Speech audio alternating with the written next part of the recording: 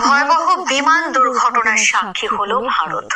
242 আরোহী নিয়ে লন্ডনের পথে উড্ডয়নের পরপরই একটি হোস্টেলের উপর বিধ্বস্ত হয়েছে এয়ার ইন্ডিয়ার বিমানটি।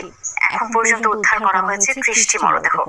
আরোহীদের কেউই বেঁচে নেই বলে জানিয়েছে কর্তৃপক্ষ।